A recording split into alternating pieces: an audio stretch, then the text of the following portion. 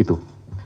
Kemudian sampaikan masalah intimidasi, ya kami murni melakukan proses penegakan hukum saja, gitu ya.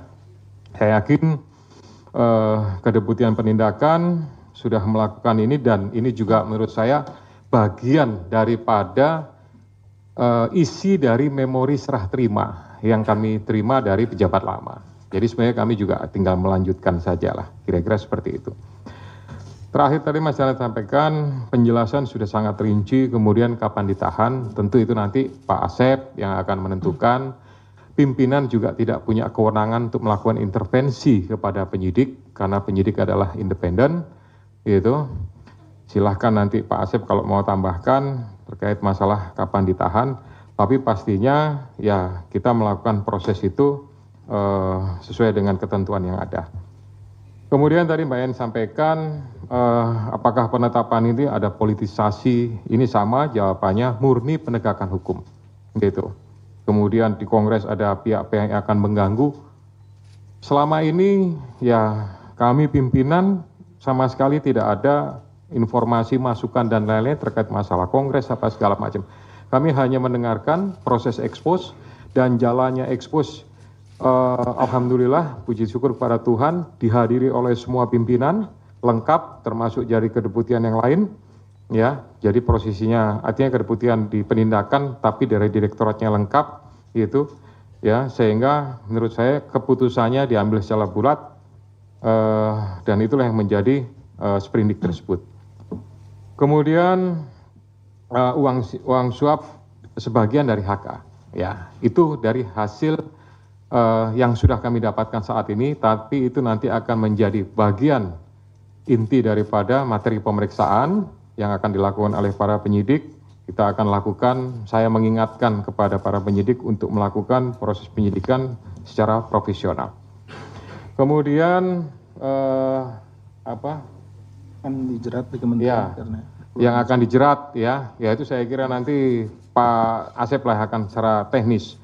Kemudian tadi yang terakhir, ini konvensi pers ini dilakukan, biasa kan dulu-dulu, zaman saya masih di sini itu kan dilakukan pada saat bersamaan dengan penahanan. Kira-kira seperti itu ya.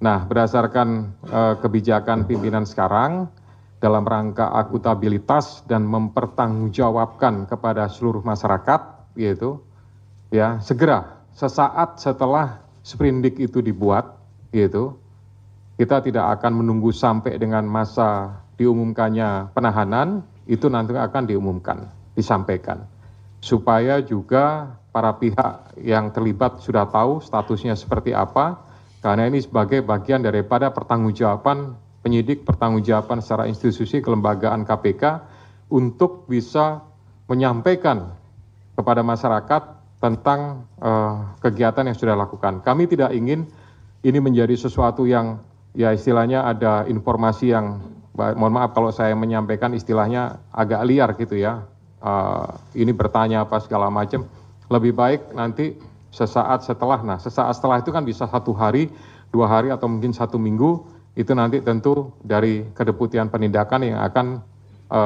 menyarankan kepada juru bicara untuk pengaturan kapan dilaksanakannya. Tapi prinsipnya itu bagian daripada akuntabilitas KPK kepada masyarakat. Demikian ya. Ya, silakan mungkin Pak Asep menambahkan beberapa hal tadi dari 3 teman-teman yang bertanya.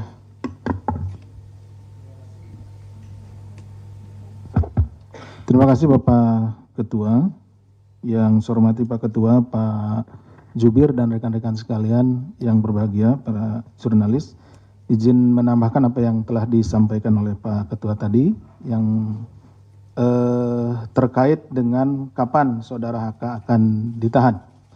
Jadi rekan-rekan sekalian, bahwa sprindik yang kami terbitkan pada tanggal 23 kemarin itu merupakan pengembangan penyidikan dari perkaranya Harun Masiku.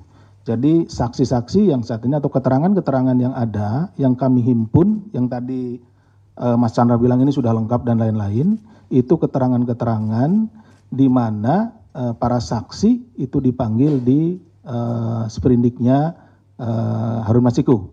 Ya, sehingga nanti untuk sprindik yang baru ini kita tentunya akan memanggil kembali mereka dengan dasar sprindik yang baru ini, sehingga diperlukan waktu untuk melakukan pemanggilan dan meminta keterangan kepada para saksi, dan juga kami akan melakukan penyitaan di mana juga itu yang barang bukti itu juga terkait di perkaranya HM, sehingga diperlukan waktu. Ditunggu saja nanti ya Mas Chandra untuk penahanannya, pasti kita akan kabari seperti itu.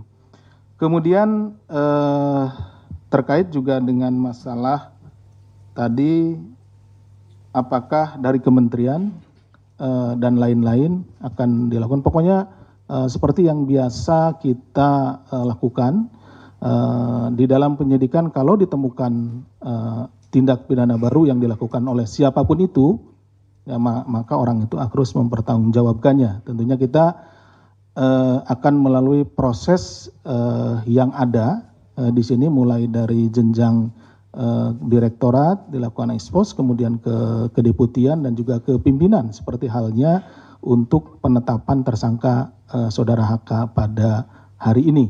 Jadi melalui jenjang yang ada, artinya ketika ditemukan. Jadi tidak hanya di kementerian, dimanapun jika diketemukan tindak pidana korupsi atau yang berkaitan dengan tindak pidana ini akan kita proses.